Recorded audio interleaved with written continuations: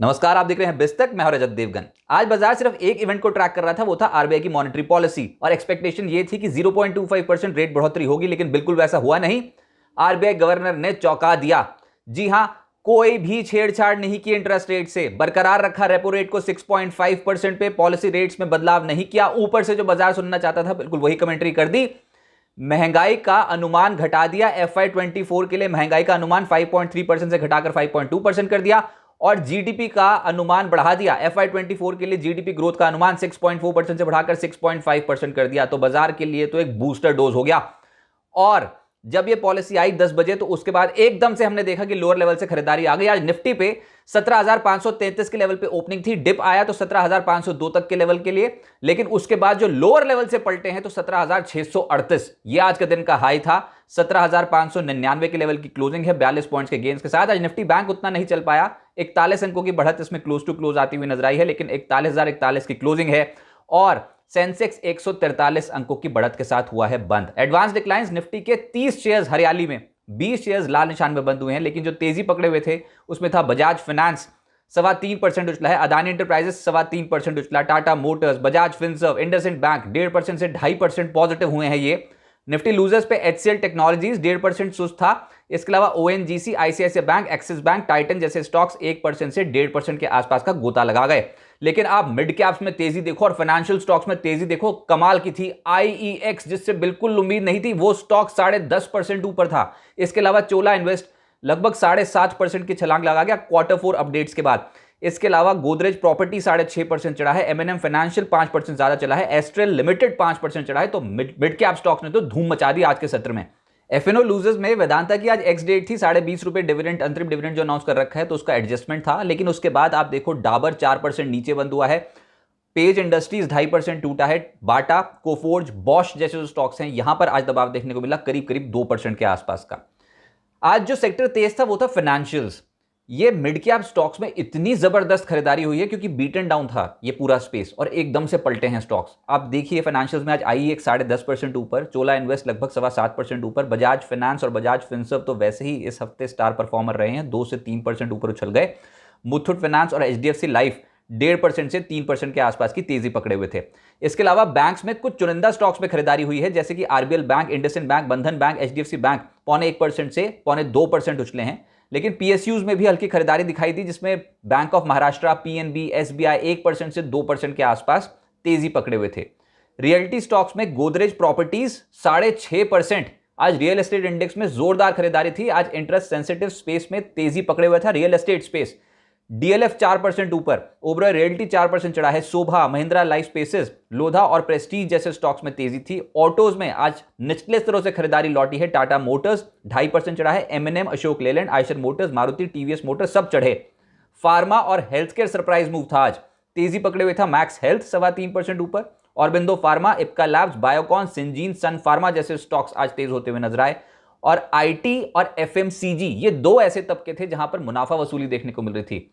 IT में HCL technologies, Coforge, Mphasis, LTIM, tech Mahindra, L&T technology services, TCS सब पिटे हैं आज। अक्रॉस द बोर्ड बिकवाली देखने को मिली है, लेकिन जो नेक्स्ट वीक होगा उसमें TCS और इन्फोसिस के नतीजे हम ट्रैक करेंगे, तो IT सेक्टर फिर से फोकस में रहने वाला है। FMCG में वरुण बेवरेजेस प्रॉफिट बुकिंग हुई, 4% नीचे आ गया, डाबर 4% नीचे बंद हुआ है, UBL, Radico, HUL, Marico, Britannia जैसे स्टॉक्स आज हल्के होते हुए नजर आए। और अदानी ग्रुप के स्टॉक्स आज सब चढ़े।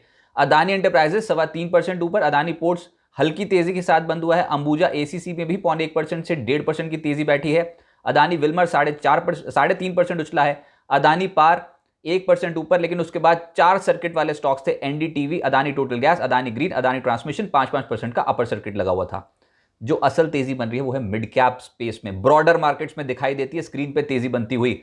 धनी 17.5% के आसपास का रिटर्न डिलीवर कर रहा था, वक्रांगी 14% ज्यादा चढ़ गया। इसके अलावा बारबेक्यू लगभग 10.5% चढ़ा है, अशोका बिल्डकॉन 10% उछला, इंडो काउंट 9% उछला, बोरोसिल लिमिटेड 9% चढ़ा है, आरती ड्रग्स, RK फोर्जिंग 7.5% से 8.25% उछले हैं, सुबेक्स, HG इंफ्रा, अनुपम रसायन, इक्विटा स्मॉल बैंक, इन सब स्टॉक्स में आज के सत्र में तेजी थी। और इनफैक्ट अब दिखते हैं 52 हफ्ते के उच्चतम स्तर पे कुछ स्टॉक्स, और आज सूची इतनी लंबी है, Anupam Rasayan, Chola Invest, Finolex Cables, IGL, JBM Auto, NCC, ये सब स्टॉक्स आज के सत्र में चढ़े हैं और 1 साल की ऊंचाई पर हैं। तो ये है तेजी वाली मार्केट। इसके अलावा Sonata software, Linde India, Manappuram, ABB India, doctor Reddy's, Glenmark, Dalmia Bharat, ये सब स्टॉक्स 1 साल की ऊंचाई पे हैं। तो मूड माहौल बदला है मार्केट का, ये ट्रेंड रिवर्सल के संकेत हैं और ये मार्केट अभी बाय ऑन डिप्स की मार्केट रहेगी। अब आगे क्या होगा देखिए, कल है गुड फ्राइडे, तो गुड फ्राइडे के चलते बहुत सारी मार्केट्स बंद हैं। भारत में तो छुट्टी है ही, इसके अलावा US, UK, Germany, France, Australia, Singapore, Hong Kong, south Africa, UK,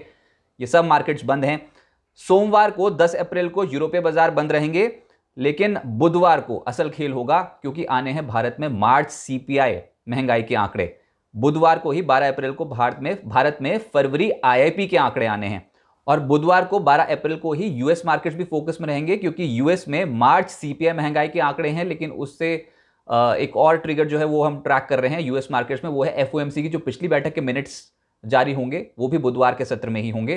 तो ये 12 अप्रैल की तारीख जो है वो बहुत इंपॉर्टेंट रहने वाली है। इसके अलावा 13 अप्रैल को ब्रिटेन के जीडीपी आंकड़े आने हैं, लेकिन जो अगला बड़ा ट्रिगर होगा मार्केट के लिए वो क्या होगा, वो होगा रिजल्ट सीजन। रिजल्ट सीजन का आगाज हो गया है और अब जब हम अगले हफ्ते ट्रेडिंग के लिए लौटेंगे तो हम ट्रैक कर रहे होंगे आईटी, और उसके पहले 11 अप्रैल को डेल्टा को आपके नतीजे आ जाएंगे। लेकिन जो मैं आईटी की बात कर रहा हूं उसमें 12 अप्रैल को है टीसीएस के नतीजे, 13 अप्रैल को है इन्फोसिस के नतीजे। उसके बाद जब शनिवार आएगा तो एचडीएफसी बैंक के नतीजे हैं, तो एचडीएफसी बैंक फाइनेंशियल्स में ट्रैक होने वाला है और एचडीएफसी बैंक से ही पता लग जाएगा कि बैंकिंग सेक्टर के नतीजे कैसे रहने वाले हैं। तो ये तमाम बड़ी कंपनियों के नतीजे आने हैं, इसलिए ही बाजार इस समय बहुत स्ट्रॉन्ग स्ट्रेच में है।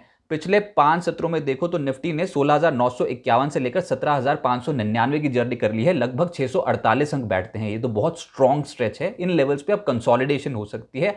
रिजल्ट सीजन का जब आगाज हो रहा है तो हम कंसोलिडेट कर सकते हैं, सरेंडर नहीं करेंगे। हर गिरावट एक खरीदारी का मौका होगा और अभी जब तक 17,360, 17,465 के स्तर नहीं टूटते लोअर लेवल्स पे, सपोर्ट की तरह एक्ट करेंगे। तो बाय एंड डिप्स की मार्केट रहेगी। पुट राइटिंग बहुत हैवी हो रखी है, एफआईएस की अभी बाइंग देखने को मिल रही है। ऊपर पेज थोड़ा फंसेगा 17,700 और 17,800 के जोन पे, ये लेवल्स निकालने इतना आसान नहीं है। तो अभी बेस्ट रणनीति होगी थोड़ा डिप आ जाए तो उसके बाद खरीदारी करें। देखते हैं डिप आता है कि नहीं। पिछले 5 सत्रों से तो कोई बहुत बड़ा आया नहीं है डिप, लेकिन हाँ बाजार ऑलरेडी बहुत ज़्यादा स्ट्रेच हो गया है, तो बहुत बड़ी तेजी की पोजीशंस इन लेवल पे बनाना ठीक बात नहीं होगी। थोड़ा डिप आ जाए तो बाय एंड डिप्स की मार्केट बनेगी और mid cap stocks result season में अट्रैक्टिव प्ले हो सकते हैं और जिन भी कंपनियों के नतीजे अच्छे आएंगे बेट उन्हीं पे ही लगेगी। तो पूरा और पूरा जो फोकस होगा वो अब रिजल्ट सीजन पे होगा।